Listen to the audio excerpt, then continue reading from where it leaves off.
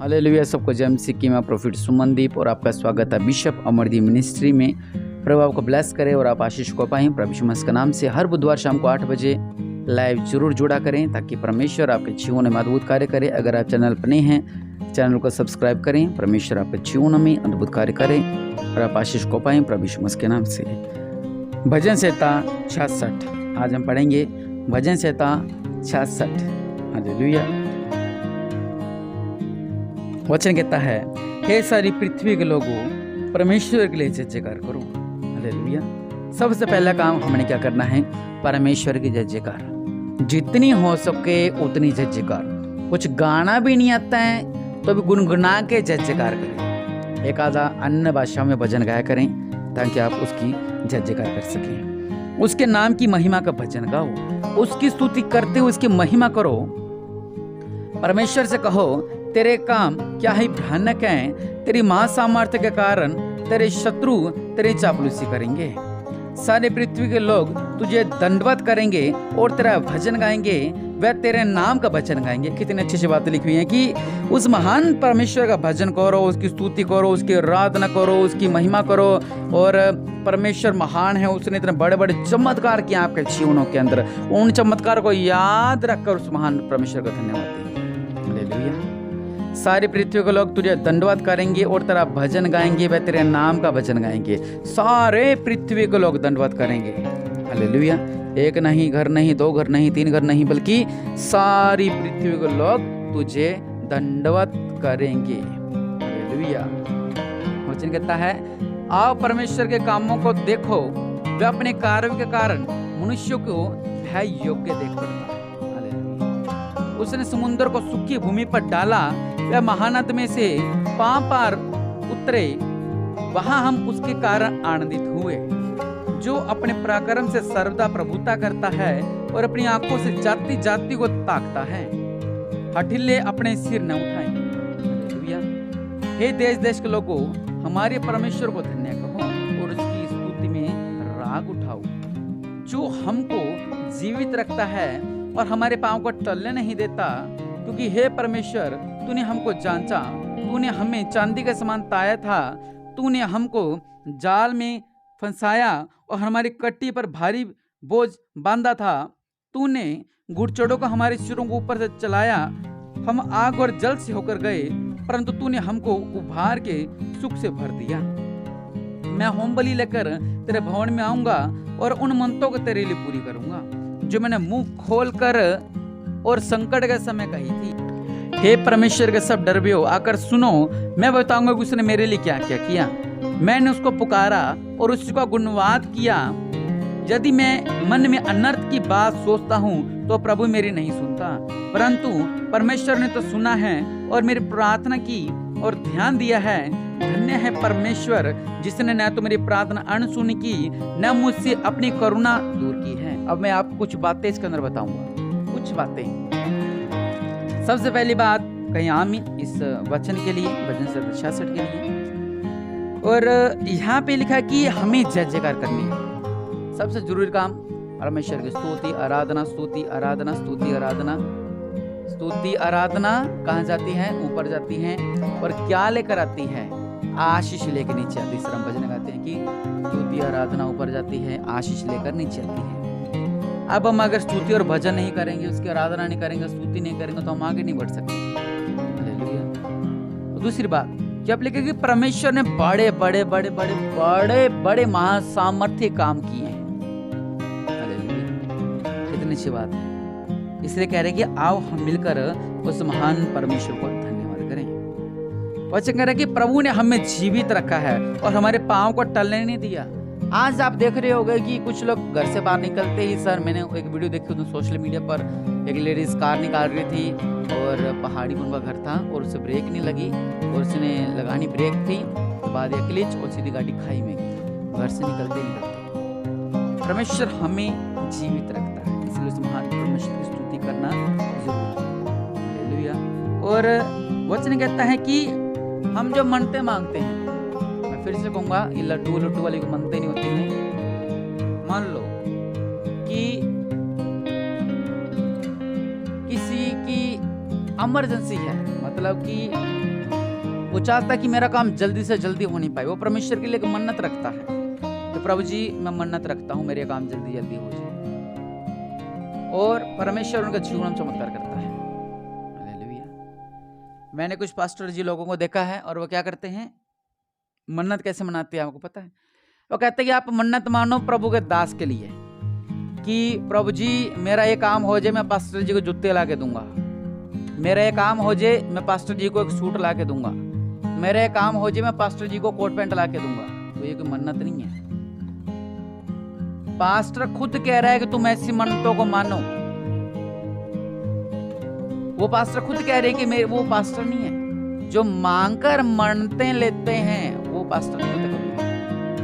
उनका कह रहा है कि तुम ऐसे करो, तुम मन्नतें मानो, और मन्नत में क्या मानना है, मेरे लिए जूते मानो, मेरे लिए कोट पैंट मांगो और पूरा करो, और 10,000 की मन्नत भी मान लो तुम लोग। ये मन्नत नहीं होती है। मन्नत मान जाती है दिल से।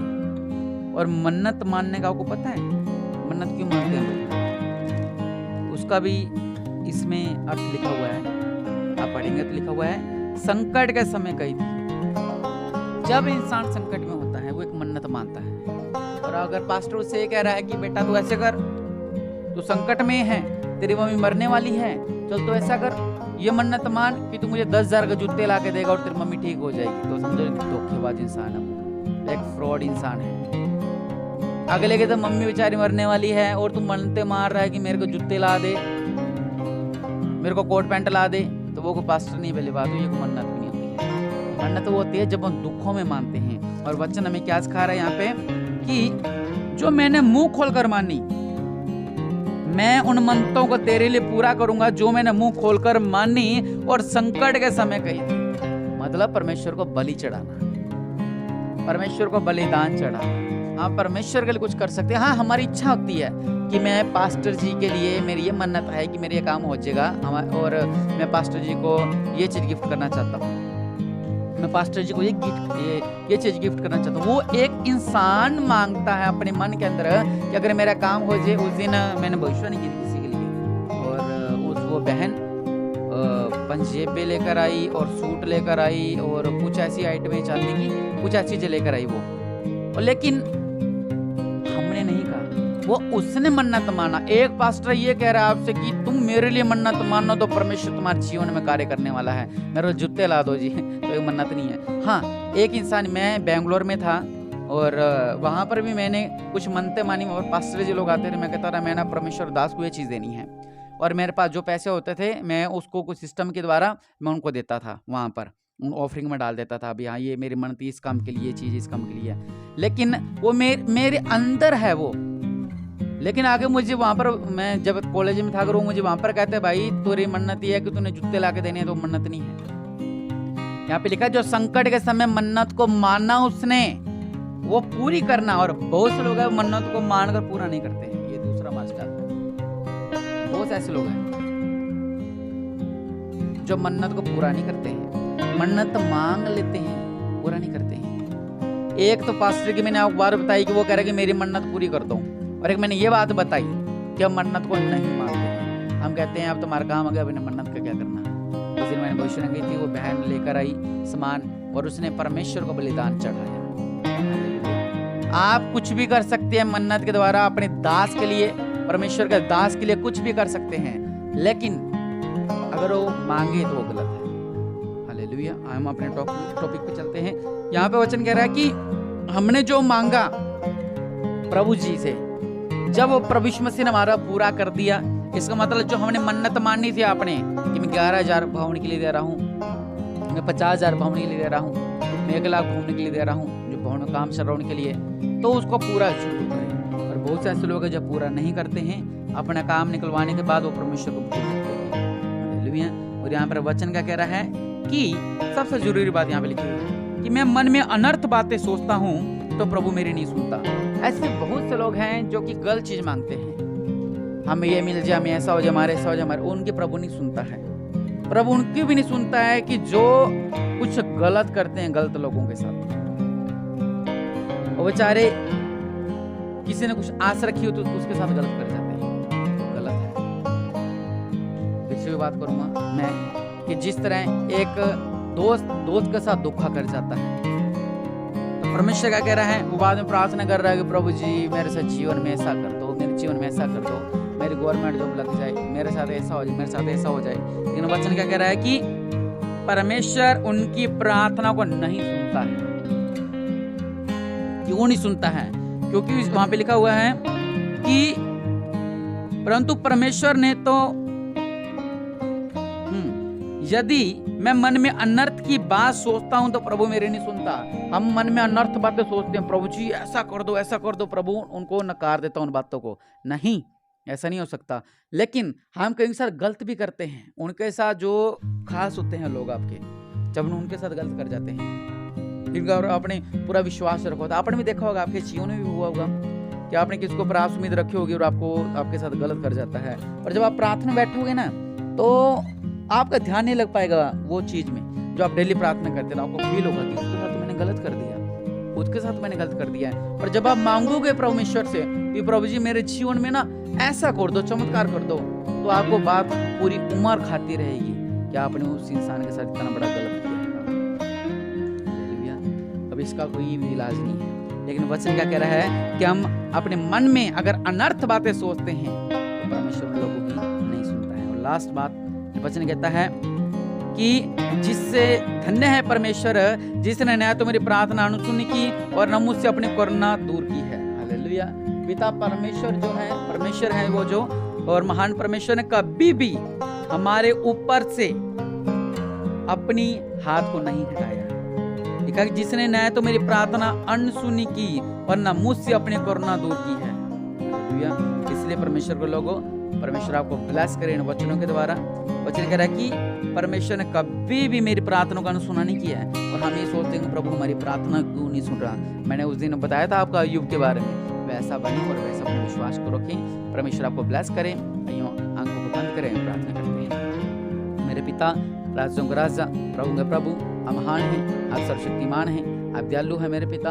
इन लोगों के जीवन में चमत्कार करो मेरे पिता, आशीष को पाए मेरे पिता, बताई से ब्लेसिंग को पाए मेरे पिता। परमेश्वर ये वचन शैतान चुराने न पाए मेरे पिता। एक एक बात इनके जीवन में आ जाए मेरे पिता, हर एक बंधन टूट जाए मेरे पिता, ये लोग ब्लेस हो जाए मेरे पिता। परमेश्वर इन वचनों के द्वारा ये वचन फले फूले और ये फलवान तो प्रभु यीशु मसीह के नाम से, आशीष तो प्रभु यीशु मसीह के नाम से।